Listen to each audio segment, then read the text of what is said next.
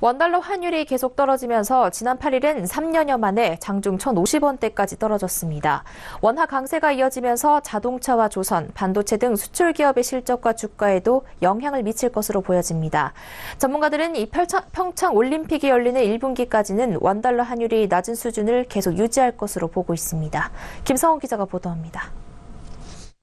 오늘 원달러 환율은 1.1원 오른 1,067.1원에 마감됐습니다.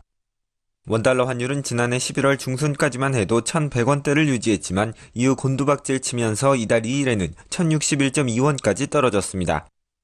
이후 김동연 경제부총리와 이주열 한국은행 총재가 회담 발언을 통해 개입에 나섰지만 지난 8일 원달러 환율은 결국 3년 2개월 만에 1,060원 선이 깨져 장중 1,058.8원까지 떨어졌습니다.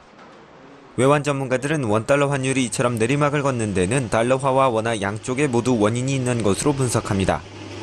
지난 주말 뉴욕 3대 지수가 모두 사상 최고치를 기록하는 등 미국 증시 호황으로 위험자산 투자 심리가 강해졌고 반대로 안전자산인 달러의 가치는 내려가고 있습니다. 원화의 경우 3분기 국내 GDP 성장률 호조와 대북 위험 완화 분위기로 안정성이 높아져 가치가 더 오르고 있습니다.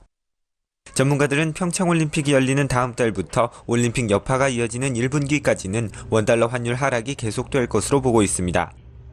다만 앞으로 최저임금 상승 등으로 물가가 오를 가능성이 높다는 점과 한국은행의 개입 가능성을 고려하면 원화 강세가 하반기까지 이어질 가능성은 낮다는 분석도 나옵니다. 원달러 환율이 급락하면서 자동차, 조선, 반도체 등 수출 기업의 실적과 주가 전망에도 비상등이 켜졌습니다. 하나금융투자는 원달러 환율 하락의 부정적 영향을 근거로 현대차의 목표 주가를 18만 원에서 17만 원으로 내려잡고 주가가 횡보를 이어갈 것이라고 분석했습니다. 국내 증시 호황을 이끌고 있는 삼성전자와 SK하이닉스의 경우도 수출 비중이 각각 90%, 95%에 달해 1분기에는 환율 하락으로 인한 실적 감소와 주가 하락이 가장 큰 위험으로 꼽힙니다. 서울경제TV 김성훈입니다.